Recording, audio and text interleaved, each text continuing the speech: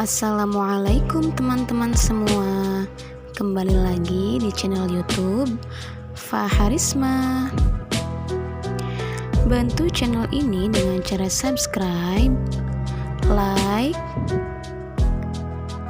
komen, share, serta nyalakan loncengnya.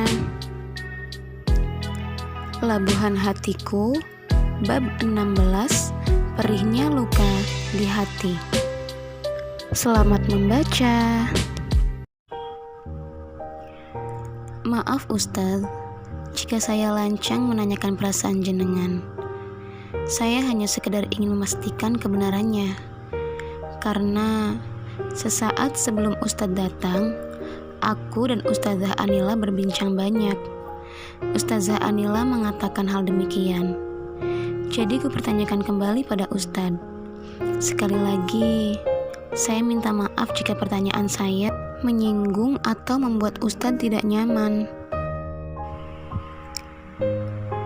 Pesan masuk dari Ustazah Syifa membuat keningku mengernyit. Terkejut sekaligus tidak percaya. Bisa-bisanya Anila mengatakan hal yang tidak pernah aku sampaikan padanya. Sejak kapan aku menyukai Ustazah Syifa? Sejak kapan aku menceritakan kisah asmaraku pada Anila?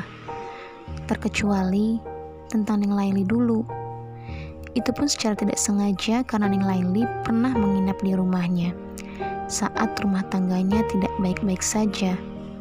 Mau tidak mau, akhirnya Anila tahu bahwa aku sempat mencintai Ning Laili.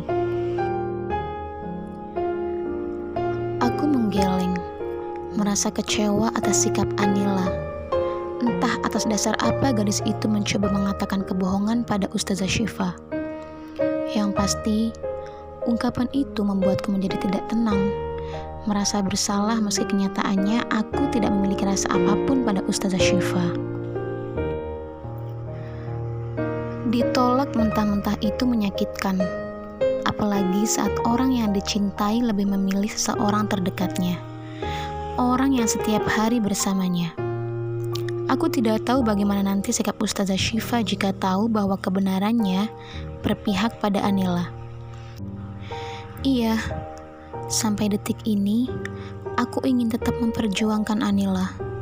Aku tidak mau wanita yang kucintai bersanding dengan laki-laki lain. Tidak mau kenyataan ini berulang untuk kedua kalinya dalam hidupku. Pesan Ustazah Syifa kubiarkan terbaca, mengalihkan pada kontak Anila yang menghubunginya. Panggilan itu terhubung, tetapi tidak sama sekali diterima. Kukirim pesan padanya bahwa ada sesuatu hal penting yang ingin kusampaikan. Beberapa saat setelah pesan itu terkirim, Anila menghubungiku. Tidak pikir panjang, aku langsung mengangkatnya. Anila, panggilku terburu, tetapi dia membalas dengan salam, ramah sampai-sampai suaranya begitu lembut di telinga. Maaf, Assalamualaikum. Aku mengucap salam. Waalaikumsalam warahmatullah. Ada kepentingan apa? Jika tidak penting-penting sekali, aku tutup. Jangan. Penting, Anila. Sungutku. Kemudian menghela napas, menyadari suaraku yang meninggi. Aku menghela napas, menormalkan laju dadaku yang naik turun. Penting, Nil. Ini penting. Suaraku menurun lebih halus. Apa? Kenapa kamu mengatakan pada Ustazah Syifa bahwa aku menyukainya? Apa maksud kamu? Tanyaku tanpa basa-basi. Aku hanya ingin tahu motif apa yang ada di balik ucapannya itu, sehingga menuduhku memiliki perasaan pada sahabatnya. Tidak ada suara. Yang kudengar hanya helaan napas yang berkali-kali sedikit tercekat. Nil. Ustazah Syifa perempuan yang baik, cantik, saleha. Kenapa tidak coba saja jenengan sama dia? Katanya membuat dadaku merasa berdebar tetapi terasa tersayat. Mencoba? Kamu pikir perasaan bisa menjadi ajang percobaan? Kamu pikir cinta bisa dipaksakan? Nil, tapi Ustazah Syifa menyukai jenengan, Kang. Apa susahnya membuka hati untuk perempuan sebaik Ustazah Syifa? Suaranya meninggi, seolah menuntut untuk aku menerima perasaan Ustazah Syifa.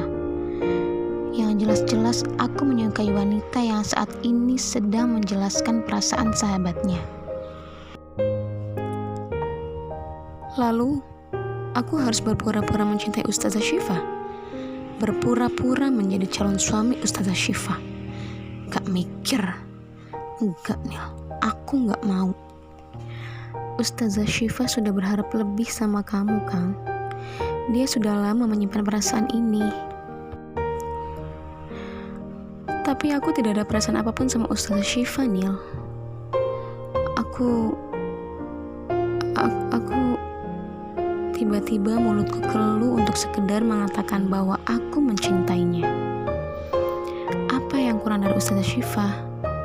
Apa yang membuat Kang Lutfi menolak perasaan perempuan sebaik Ustazah Syifa? Dia perempuannya, tapi aku mencintai kamu, Nil. Bukan Ustazah Syifa. Teriakku sembari memukul dinding, mengalirkan hawa panas di setiap jari jemariku. Mataku menatap hamparan kulit yang memerah sampai ada sedikit darah yang keluar dari sana.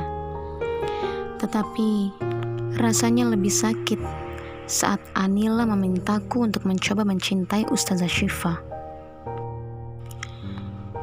Napasku tersengal. Meski begitu, akhirnya aku bisa mengungkapkan perasaanku meski harus dengan teriakan, sampai membuat gadis di seberang sana tidak bersuara. Mungkin terkejut atas sikapku atau marah karena suaraku yang begitu tinggi. Nil, aku mencintai kamu, bukan Ustazah Syifa. Imbuhku. Kali ini aku mengatakannya dengan lembut, perhati dan penuh cinta. Mataku terpejam, berharap Anila menerima perasaanku, memulai hidup baru bersamaku. Nil, jawab. Jangan diam seperti ini. Berkali-kali dia menghela napas cukup panjang, tetapi tidak juga mengutarakan sesuatu hal atas ungkapan hatiku. Nil, aku akan menikah dengan Mas Firman. Jadi, aku mohon sama Kang Lutfi untuk membuang perasaan itu jauh-jauh. Aku yakin itu hanya perasaan sesaat, tidak menetap, Kang. Satu tetes air jatuh dari mataku, diikuti dengan yang lainnya. Mendengar kabar itu membuatku lumpuh seketika. Hatiku terasa sakit, amat sakit. Aku menyandarkan punggung, menyugar rambut dan mengusap wajah kasar. Anila Permatasari, aku mohon jangan bercanda, kataku teramat berat. Tidak, Kang, tidak. Aku memang akan menikah dengan Mas Firman, keponakannya Ustadz Hadi. Insya Allah setelah acara Khatmil Quran selesai, undangan akan disebar. Tuturnya semakin membuatku terisak. Tidak bisakah kau maafkan saya, Nil? Mencoba mencintai saya. Menurutku, sekali dia berani mengambil celah pada sebuah hubungan orang lain, sampai kapanpun dia akan tetap sama. Nil, demi Allah, perasaanku untuk Ning Laili sudah lama hilang. Tidak ada secuil pun yang masih tersimpan. Maaf, Kang, aku tidak pernah percaya. Terlebih saat bagaimana kamu berani memukul Gus Irfan yang jelas-jelas beliau adalah guru kita, yang wajib kita hormati. Bahkan kamu berani mengatakan akan merebut Ning Laili. Sampai situ, aku tidak mau percaya lagi dengan kamu. Cukup menjadi teman saja, teman yang harus mengerti jarak. Astagfirullah. Lagi aku mengusap wajah, memukul kening dengan tangan mengepal. Ya Allah, mengapa perjalanan cintaku begitu rumit? Mengapa yang ku cintai selalu saja dinikahi oleh laki-laki lain? Anila mengucap salam, memutus panggilan sebelum aku menjawab salamnya. Luka 2 tahun lalu itu terus melekat dalam ingatan Anila, sehingga membuat mindset bahwa lelaki yang bernama Lutfi adalah lelaki yang buruk, yang jahat, dan tidak bisa dipercaya lagi.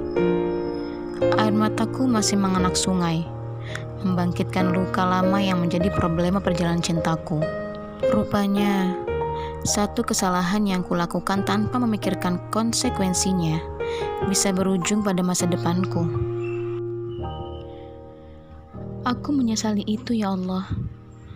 Aku menyesal. Bisakah masalah 2 tahun lalu itu kembali diputar, menggantikan sikap burukku dengan sikap yang lebih baik? Atau bisakah membuat kepercayaan Anila kembali berpihak? Rasanya masih tidak percaya bahwa Anila sudah menerima Firman, lelaki yang bahkan baru saja dia kenal, jauh dariku yang sudah bertahun-tahun dia kenal.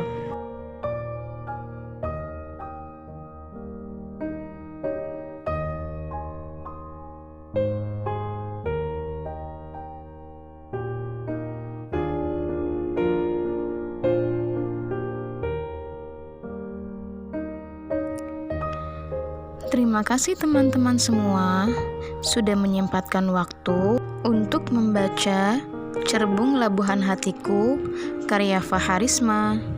Tunggu bab selanjutnya ya. Bantu dukung channel ini dengan cara subscribe, like, komen, dan share. Terima kasih.